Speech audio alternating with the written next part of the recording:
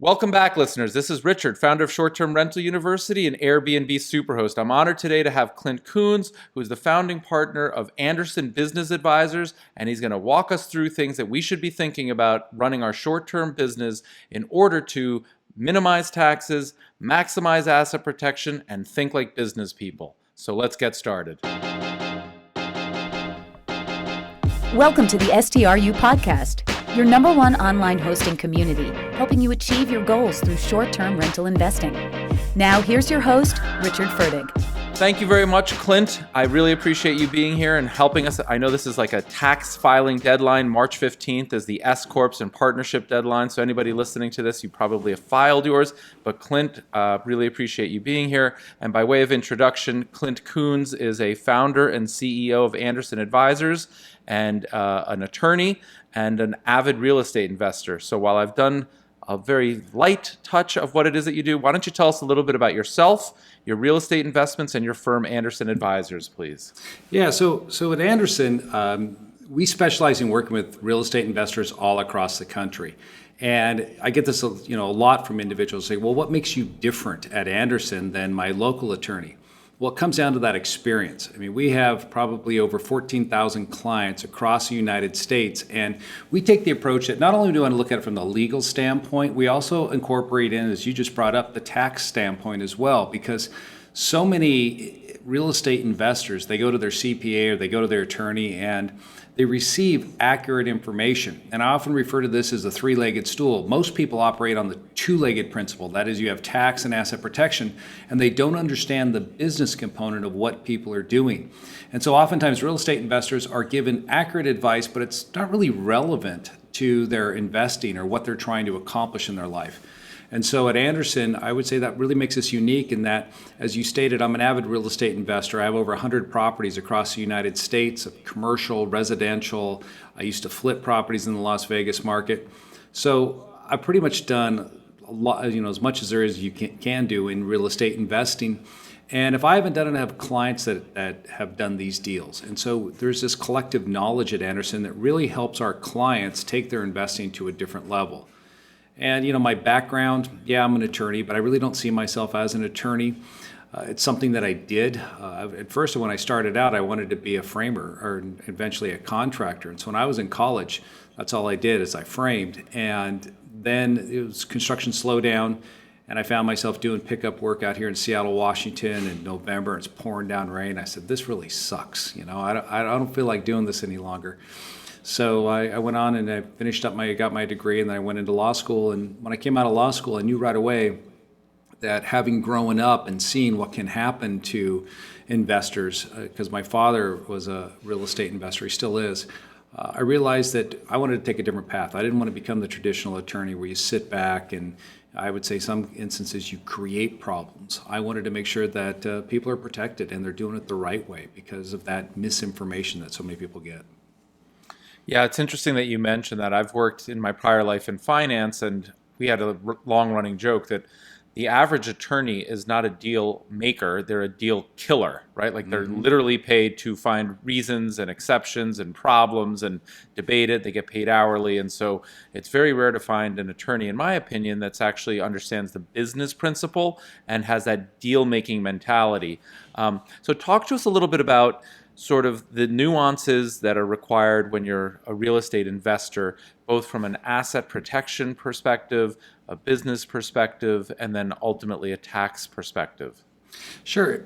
So whenever you're working with someone, it comes down to you have to understand what is their business. And the best example I could give you is a client that I dealt with about a year ago.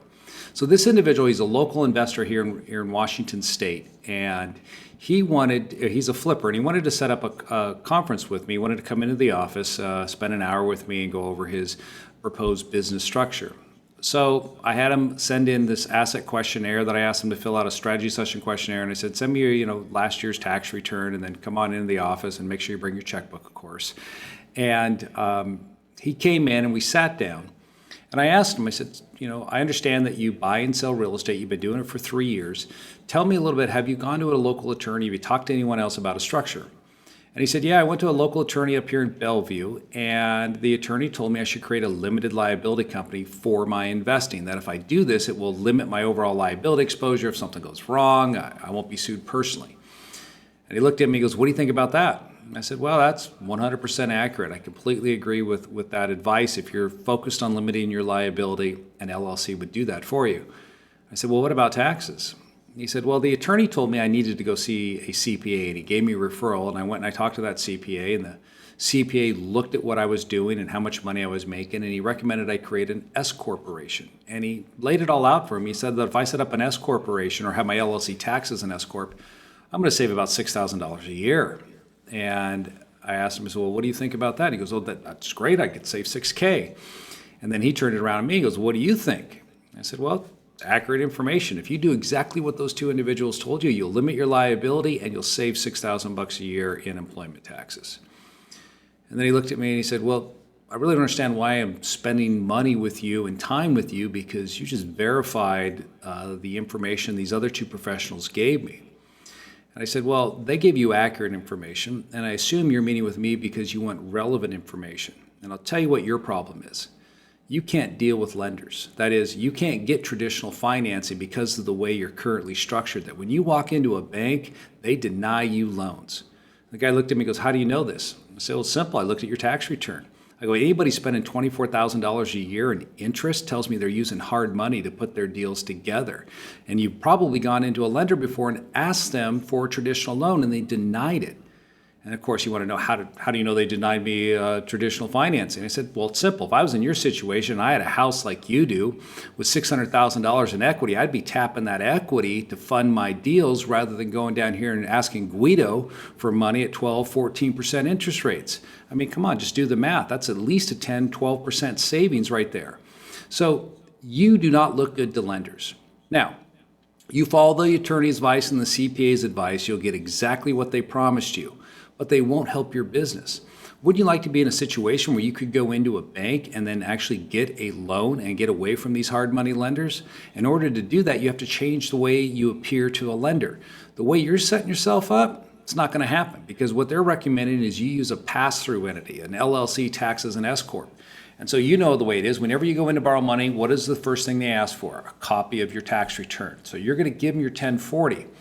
Now what they're going to see on your 1040 is that you have your own business. And so this process of asking you, what does your business do, is going to come back up. And of course, banks are nervous to loan to real estate investors that are out there flipping property.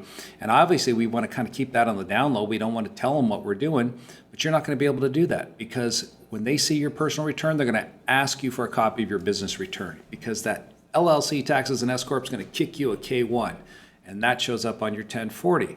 Now, once they see that and they ask for the business return, I can tell you where they're going next. They want to see profit and loss, and they want to see balance sheet.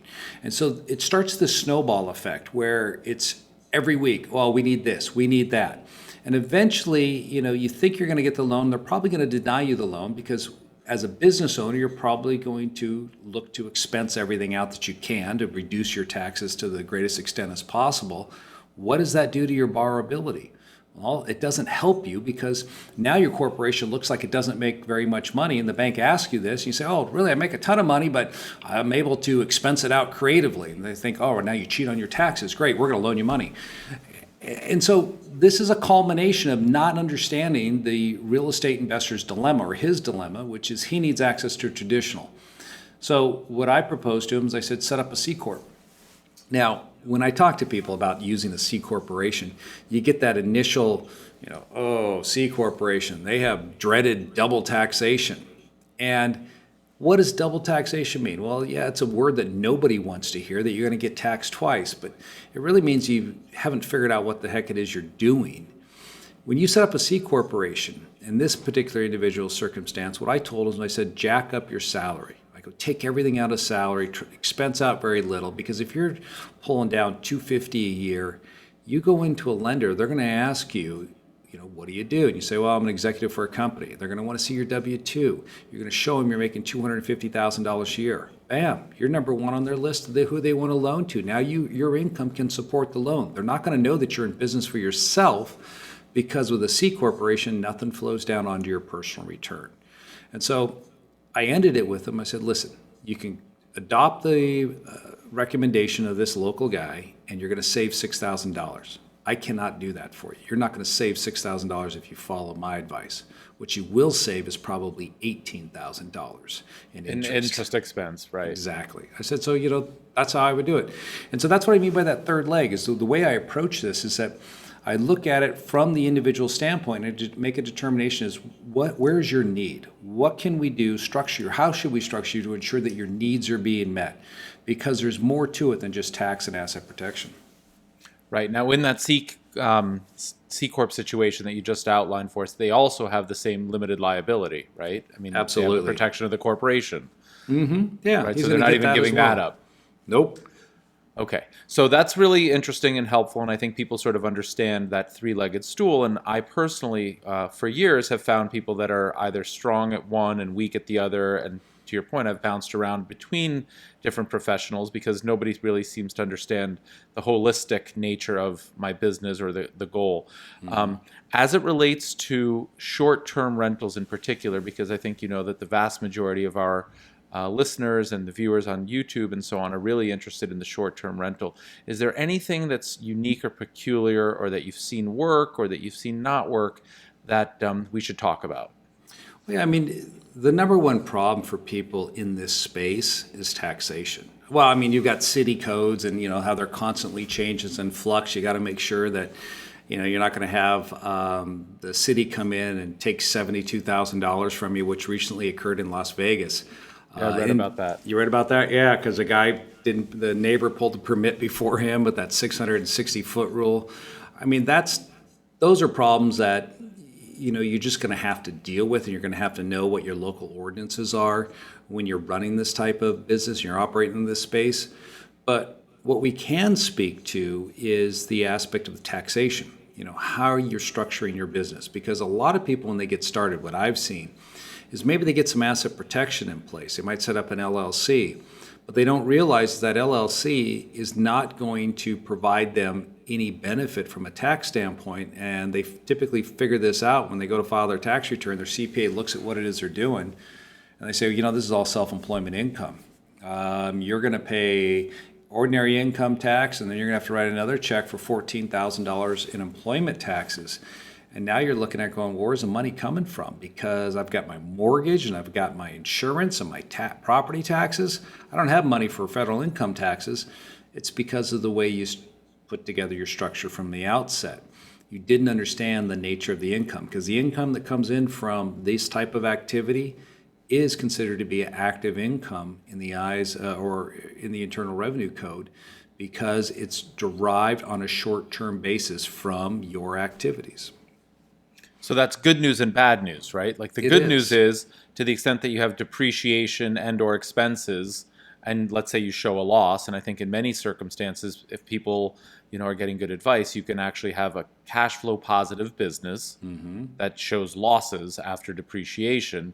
And those losses, because it's an active business, if they have W-2 income as well, can offset some of that. Is that correct? Correct. They're going to have some benefit there, but the way I look at it is, again, you're going back to that three-legged stool analogy. What is it do you want to accomplish with your structuring? Okay, the asset protection component of it, we can take care of that. Okay, we can set up an LLC, we can protect your property. But I want to know, what do you want to do with your business from a tax standpoint, and where do you want to go? Do you want to keep buying property? Okay, great. If you want to keep buying property, then how do we want you to look when you go in to qualify for a loan? Do you want to be that guy that walks in who's a sole proprietor, where the rental activity shows up on their Schedule C, so they know you're in business for yourself? And that makes people really nervous because they don't know what type of potential threats are lurking out there. They don't think, a lot of times people are nervous to work with sole proprietors, that is lenders, because sole proprietors, historically, they don't plan for taxes. I mean, because they're not doing a really good job at documenting, or you have a good books to account for their income. And all of a sudden it comes to April 15th and they're told, hey, you got to pay this. So what we typically would look at then is, I'd say, all right, if you want to continue on with the buying more real estate and you want to look good to lenders, then I'm going to set you up with an entity, like I talked about, a C corporation, and we're going to pump your income. And we're going to keep that income flowing down to you in an active nature and go less with passive income. If you told me, well, I would rather have passive income, I'm going to back off buying real estate for now, then I would change the nature of how that income is expensed out, and then go more for a smaller salary and greater passive income stream. And the way we structure this is through contracting. I mean, you're basically contracting with yourself and putting in place certain types of agreements to account for what it is I'm describing. So it's basically a structure that you're setting up based on the individual's unique circumstances and what it is that they're trying to do. Correct. And I guess my question is, let's just take a step back and say, I'm new to the space, Clint. I'm just Airbnb-ing, my first property, or maybe even like a bedroom in my property. Do I need an LLC? Do I need an S corp? It's just held in my personal name. Let's just start from the very beginning as people get started. What do you think they should be looking at? Well, first off, what you should do is definitely protect yourself, okay? Because property inherently has risk. There's just no doubt about it. You're bringing somebody into that property. Therefore, you owe them a duty of care. And the law has become twisted in the sense that, it used to be when my grandfather was practicing law, you actually had to do something wrong in order to be sued. Now, the fact that somebody goes into your property, disables a smoke detector, lays in bed, lights up a cigarette or a joint, falls asleep, burns themselves up, and you didn't know about it because you didn't have working smoke detectors. Well, actually you did, but they disabled them. You're still liable. That's a case right out of California. And this person was actually warned on multiple occasions. So you sit back and you think, how do I prevent that from occurring? Well, you don't, unfortunately. People are going to do stupid things, and it's just a fact of doing business. Unfortunately, the law doesn't recognize that or hold people personally accountable for their actions. They tend to put the liability more on the owner of the business or the landowner to take additional steps to try to stop people from being stupid. But when they're in control, you're stuck. So what do? I would tell you buy a piece of property, you should stick it in a limited liability company for the asset protection that entity provides. So at a bare minimum, you've minimized your risk. Teddy Roosevelt had this saying that went something that, risk, if uncontrolled, could rise up and destroy you, but if it controlled, you can then basically minimize it. And that's the way I look at it. So if I had 3 properties, I'm not going to stick all 3 inside of one limited liability company, because if one goes bad or something happens with a guest that's renting it, then all 3 properties are at risk. So I want to isolate my risk, minimize the overall risk exposure, use one LLC per property, especially when you have high turnover rate. When you have a lot of people coming in and out of that property, it's different than when you have long-term rental situation. You have one person, you get to know them, you've vetted them more than you have with somebody that's hitting you over the internet and wanting to rent your property. You have no idea what they're going to do there. And so as a result of that, your liability is much higher than it would be in the traditional situation where you're just renting it out on over a year basis. So stick it in an LLC if something happens. I often refer to this as, you steal a line from Las Vegas. What happens in Vegas stays in Vegas. Well, I call LLCs boxes. What happens in the box will stay in the box. So it helps contain that. So if somebody hurts themselves, then that liability is going to stay there, and it should not hit you individually. So that's where everyone should start, is by creating an LLC in the state where the property is located. You don't need to get exotic here. You're not going to be using Wyoming, Nevada, or Delaware, because these LLCs need to be registered where the property is located in order to hold that real estate and rent it out. Now, once you've taken care of that aspect of it, then you need to look at your business and taxation. So I would first start with putting everybody into LLCs, or each of their properties into LLCs, bare minimum. Okay. And I think it's important, again, since these people may not have done this before, that there's a whole set of rules and guidelines in order to really have that asset protection. You can't just create an LLC and then just, write checks from your personal account and commingle assets and just continue to do things. Now it's a separate entity, it's a separate business, and you have to maintain it intelligently. And I'm sure you can work with people to understand sort of what those rules look like. And so, like, for instance, one thing that I just learned, and I assume it's accurate, but you can verify it or not, is it's not enough to just have an LLC. that LLC actually has to have a checking account associated with it, right? So like I had multiple LLCs and I had one that was commingled for all of my different properties, and that's where the income came in and that's where we wrote checks, but I never opened up the LLC checking account at the individual property level, and I've since done that. That's good. I mean, that's a good rule of thumb for everyone to follow because it helps keep the money lines clear. That is, you then have less of a risk of commingling and by setting it up that way. I mean, I have clients that do not have bank accounts for each LLC, but they have really good bookkeeping.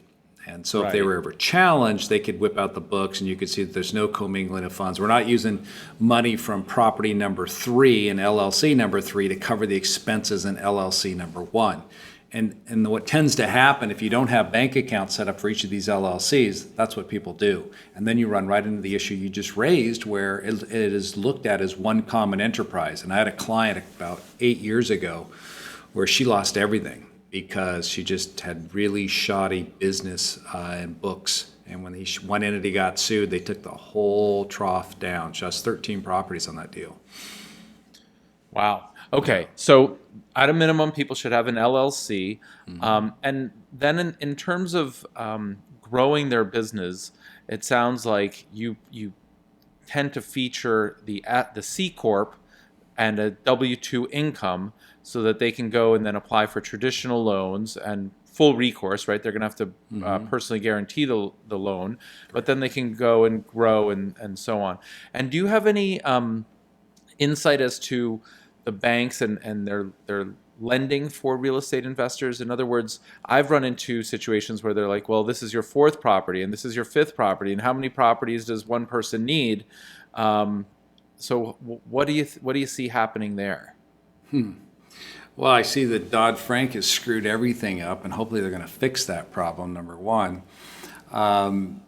It's frustrating. I mean, it depends on the lender, on whether or not how many properties they're going to allow you to put under contract and get loans out under, that is. I mean, I've heard some people talk about 10 per individual. So I have couples who will, his husband will go on 10 properties and wife will go on 10 properties. But at the end of the day, there is no magic number. It comes down to that particular lending institution. So what I often tell people, if you can, work with a community lender.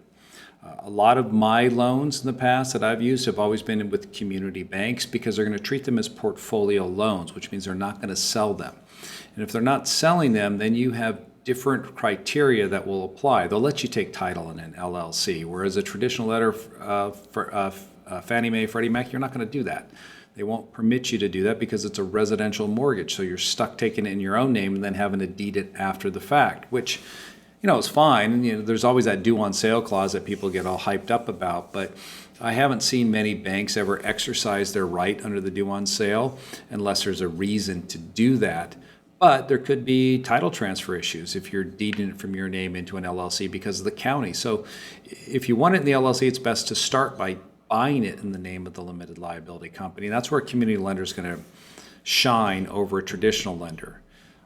If you can, if you're going to buy multiple properties, if you get to that point, then you start looking at institutional lenders or asset-based loans. And then the playing field is completely different as far as they will just, there's no personal guarantees involved. You can buy in the name of a limited liability company. Typically, in that case, you're actually going to use an out-of-state. You're using Delaware and then foreign filing it in the state where the property is located. So it sounds confusing, and it can be putting these deals together. So if I was going out there to buy property and I'm starting to grow my business, I would suggest that you start with a community lender if you can find one. Open up an account there. The best thing to do is get a bank account open, put some money into it to show them that you want to do business with them. And if you show them that good faith, then they're most likely going to want to do business with you. And once you get that relationship going, you'll find that borrowing becomes much easier and account openings are really simple and streamlined. That's great. Okay. And then obviously there's been a lot of changes in the tax code, some good for real estate investors, some not. They maintain the 1031, so that's a positive. As people start to sell, they can tax defer and roll into other properties. One thing that I've heard reported a lot about, and I just would like to get your take on it, is the reduced taxes at the partnership level. How does that, the 20%, I guess, flat rate at the partnership level, how do you think about that as you structure real estate investors' structures?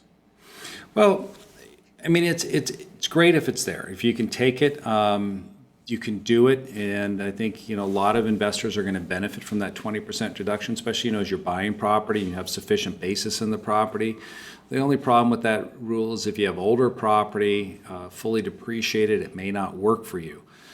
So it is something that I think that a lot of people are going to benefit from going forwards. I know I am going to benefit with my real estate portfolio. But what I have noticed is that, they wanted to simplify the code. I mean, this is actually a boon for my tax department now, because Right. it's anything but simple. I mean, there are calculations you have to run people through in order to determine what is the value of their deduction. And it's based upon income, it's based upon what you do, and it's also based upon property basis. So it's not as straightforward as we'd like it to be. But yeah, you will benefit from it in the majority of circumstances. You're going to get some deduction. Whether or not it's going to be the full 20% will depend on how it comes out. Okay, so it's a case-by-case basis, but overall, it probably a net positive. Oh, absolutely, it's a net positive. Yeah, definitely. Yeah. Okay, cool. So what else is on your mind as you meet these 14,000 individuals? And I'd be curious to find out, what an average person looks like and how they like dealing with somebody that's perhaps remote. In other words, I don't think all 14,000 of them are in your backyard. No, not at all. Maybe 140 are in my backyard here in Washington. So we have one office in Washington State, Tacoma, where I'm out of, and then I have 3 offices in Las Vegas and 1 in Cheyenne. And I have several offices because I have over 150 employees. So everyone that we deal with now, it's like this, all right? Video conferencing, it's email, phone calls. There's no longer this feeling that people have that they need to sit down with their attorney and stare them in the face across the desk in order to put a deal together, especially when you're getting the relevant information. It doesn't need to be in that traditional context. And so it's been, we brought in most of our clients through education. One of the things that I'm keen on, when we started Anderson, my partner and I, we're not like traditional attorneys where we play hide the ball. My grandfather told me, I remember this because he was an attorney, as I stated. He said, you're never going to make it as an attorney if you don't change the way you practice. Because what he noticed is that I would go out there and I would tell the clients everything they need to do. They say, well, where do I set up the LLC? Here's where you set it up. Here's how you need to set it up. And I give them everything that they need so they could do it on their own. And he said, if you do that, they're never going to use you. My philosophy has always been they're still going to use us to set these things up because they don't want to do it themselves. All right? Your job is to go out and invest in real estate and run your business. Do you really want to be thinking about, am I doing everything right with setting up my LLC? Is this a proper structure for me? Do I have the right provisions in there? And so to that point, though, by educating the client, okay, and bringing them into the fold so they understand what you're doing, they become an easier client to work with. The ones that I struggle with are the people that come through, the internet, saw me, watched a video or something, and they want to get structured, but they haven't invested the time yet to truly understand what it is they're doing with them. Because they're going to go to their local CPA and he's going to say, well, why did you do this? Would you set up a C corporation? I don't know. These guys from Las Vegas told me to do it. Oh, Las Vegas, there's your problem right there. You know what I'm saying? Right. And but if they're educated, they can go back and they say, well, here's 5 reasons why I decided to set up a C corporation. What do you think about that? And it turns the table on the professional, because professionals are so used to controlling the conversation. That is, you don't know what they know, or they make you think that you don't know it, and therefore they always remain in control of their client. Our philosophy has always been, I want you to know everything, and you'll become a better client that way. So that's what makes us unique, and it also allows us to work with so many different clients across the country, and they do so many different things. We have traditional business owners. I mean, some of our clients, I'd probably say 5% of them are outside of the United States. We have clients from all over the world that invest in the U.S., and we set up structures for them, to ensure that when something does happen, they're not having to lose the entire farm over one lawsuit.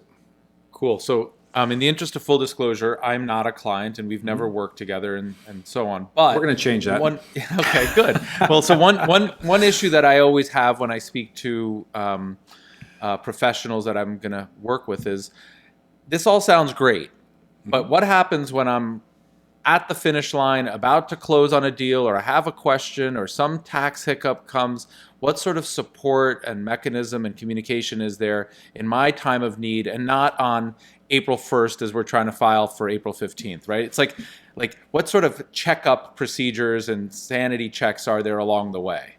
Okay, so one of the things that we realized when we started Anderson is that the reason why people never or oftentimes don't seek attorney advice is because of what? I mean, you've had attorneys. Did you like calling them up?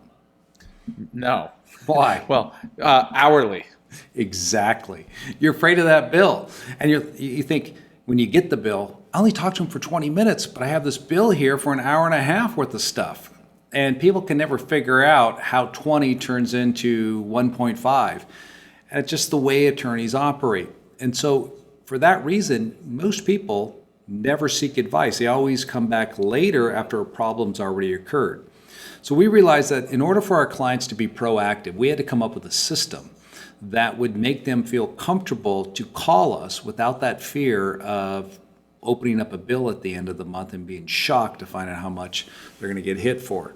So what we've done is we have what it's called our Platinum service, where our clients, once they sign up for it, then they're billed $35 a month for unlimited consultation time. So they can call up, they never pay more than $35, and they can get their questions answered. So I encourage our clients to say, listen, you got to be proactive, because I don't know what you're doing.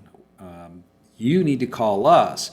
If you get a contract, we'll review 2 agreements a month. Send them in. We'll tell you what we think of the agreement before you sign it. It's the little things like that that frustrate me when our clients don't use it. I just dealt with a client a couple months ago. She entered into a real estate joint venture. She was putting money in, and the other partner said, well, listen, in order to make you feel comfortable about making this investment into this JV, I'm going to give you a deed of trust against the property, a second deed of trust. Well, she didn't call us about this, didn't have us review the deed of trust. Now that the guy's not paying, of course, she calls. And I said, send me over the deed of trust. Well, first thing I discovered when I look at the deed of trust, it's an improper deed of trust. It wasn't completed the right way because the other JV partner did it on his own, so he didn't know what he was doing. Number 2, it was never filed against the property. So here's a situation where she has a messed up deed of trust, which we could have spotted right away had she at least sent it to us before she went through with this transaction. And then the second thing apart on that, I would have said, all right, and then you make sure that you file it yourself so that you know it's recorded against the property. Because this guy went out and did this with 3 other people.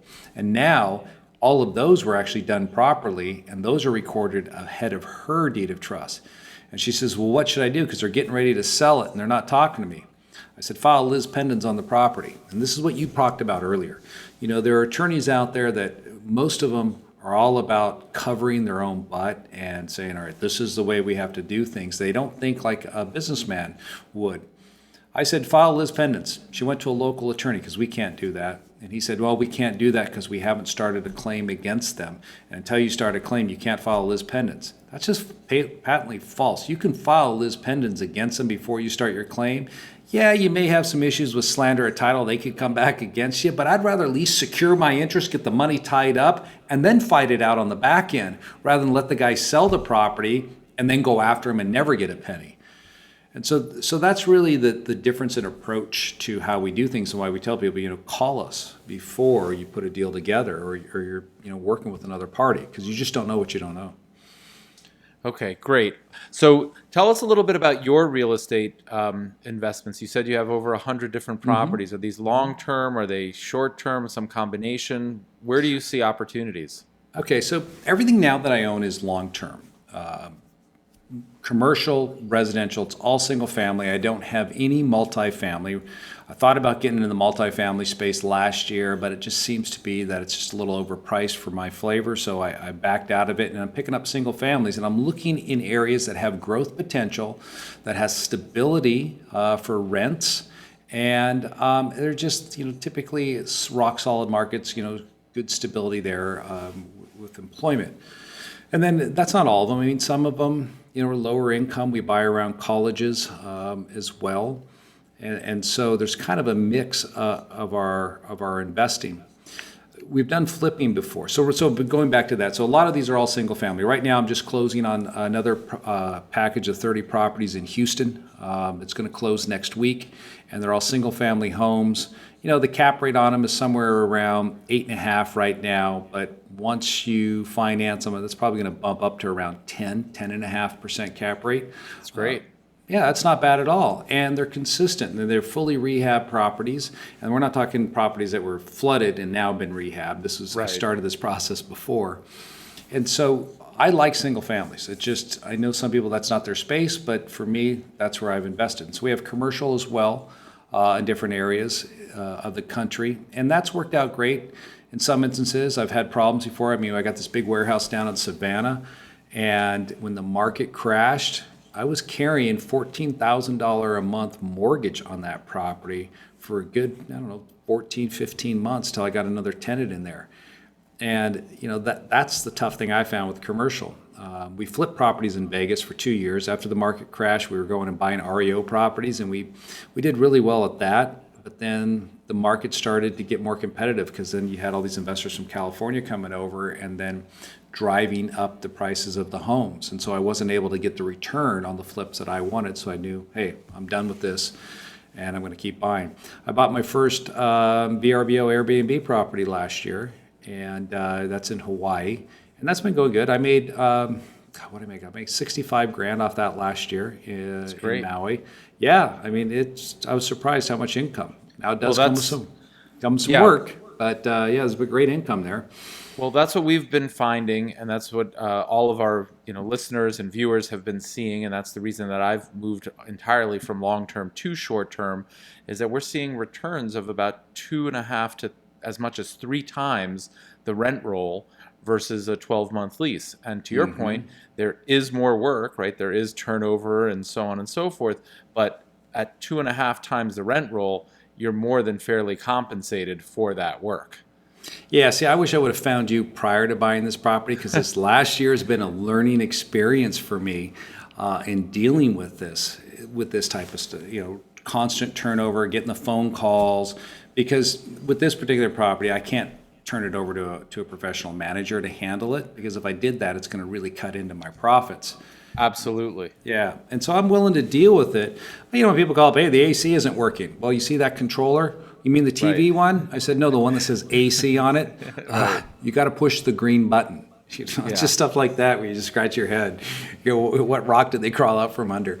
But no, it's been a nice little money generator for us, for sure. Yeah, listen, there's ways to automate all that stuff. I don't use any professional managers in any of my property. Mine are all remote, so they're not in my backyard either. And in fact, I found that the ones that are closest to me are the most challenging, because I never really outsource it thoroughly. And so when something does happen, I'm like, oh, I'll go fix it, or I'll be right there, right? But when it's like in Maui, in your case, you can't just get there, right? And so on our YouTube channel, we've given a lot of advice and tips, and you might benefit from them. But as you start to grow your business more, it's at a point in time, I don't think the returns are going to stay at 2.5x, forever.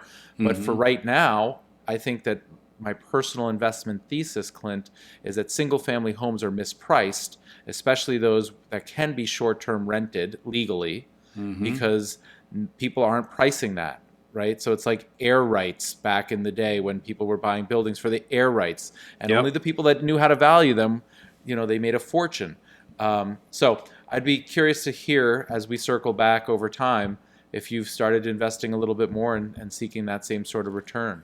Yeah, doing this type of investing, what I found, as you know already, is you don't even have to see the property. I bought this property all over the internet. I never went there for an entire year. and I was making money off that property for the entire time. I didn't make it out there until December of this year to actually go through the property myself. And it wasn't a problem, which is, amazing, because a lot of people think that they have to physically go out and walk the property and see it for themselves. At pictures, you can't do it remotely. I found you can. I mean, a lot of my real estate has been remotely. I never make it out there. Well, that's a huge lead into what I always say to everybody, which is the biggest reason that people don't get started is they tell me that their condo doesn't allow it, their city doesn't allow it, whatever, right? Like there's all these reasons that they can't do it. And what I've always said is exactly what you said. Is like there's no rule that says you can't cross the state line or cross the county line or even go overseas. If you want to be a short-term investor and you're attracted to the returns and you like hosting people and so on, then find a place that's legal, that has some meaning to you. In your case, it could be Maui. In my case, it's Crested View, Colorado. And buy a place there. It doesn't have to be in your backyard or downstairs or across the street. No, I agree. The one thing I would do different is I'd buy a property that I would like to visit. And when I went out there, I realized I probably would never stay here myself. Right. So that's how I would change it going forwards.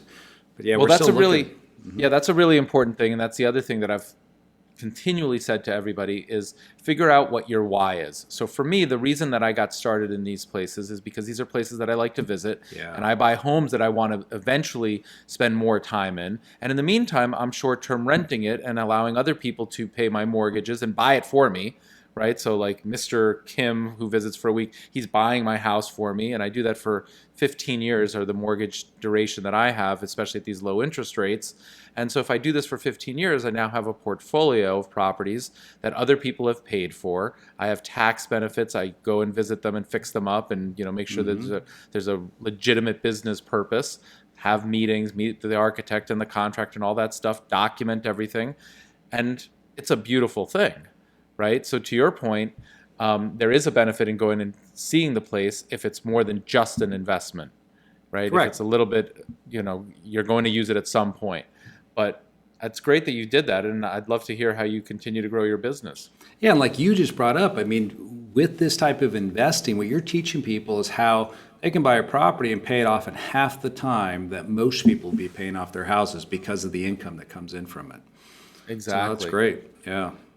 Cool. So is there anything else as we finish up the podcast here that you think is particularly relevant to short-term rental real estate investors?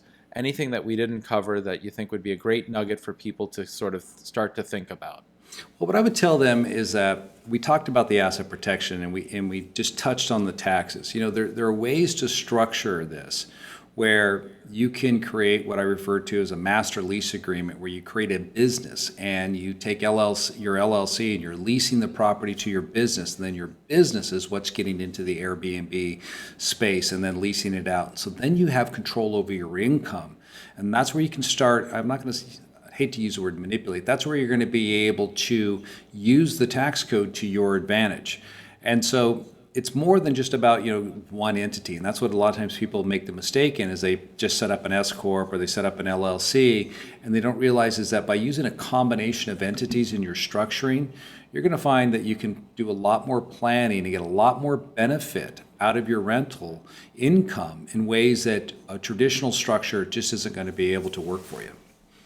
That's amazing. Well, I know that you were kind enough to, you included a landing page for people that are listening to this podcast and want to learn more about your firm. And I think you said you even included some videos that you've recorded in the past on short-term rentals. So why don't you tell us where people should go? We'll include the link in the description as well. But tell us a little bit about what you've set up and how they can contact you for more information. Yeah, if you just go to STRU AP, so Short-Term Rental University Asset Protection, we just condensed it down, .com. Go to that website, and then you can register to watch our video series on short-term rentals. And we walk you through how those structures should be set up to address the master lease and everything that I started to touch on here from a tax standpoint, and the important issues you need to be aware of when it comes to investing in this space from a legality standpoint. How you're putting your leases together. Do you make sure they're not an actual leasee, that you want them to be a guest so they don't have any possessory rights to the premises? premises and insurance issues that come up as well. So these are all important things that if you're getting into the space, you should learn about. And we've got some videos for you that you can watch and find out some more information. That's very cool. And I guess a follow-up question is, as people contemplate doing all of this, I imagine that there's a burden, a switching cost. Like, oh, well, I've always gone to this accountant or this is my lawyer and I don't want to reinvent the wheel and start over. How should people be thinking about that? If they're not happy or they're not getting great advice, what's the switching cost, if you will, that people should overcome? We haven't figured that one out yet. There really isn't.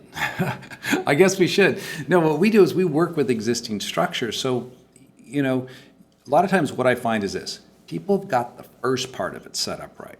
And so they've got the asset protection. Now, it may not have been the way I would have set it up, but that's not going to stop us. Because one of the strategies we teach people is how to set it up anonymously. So, tenants or people that are coming in, guests do not know where you are. If you don't want them to know how many properties you have, we can structure it in a way where they would never figure that out.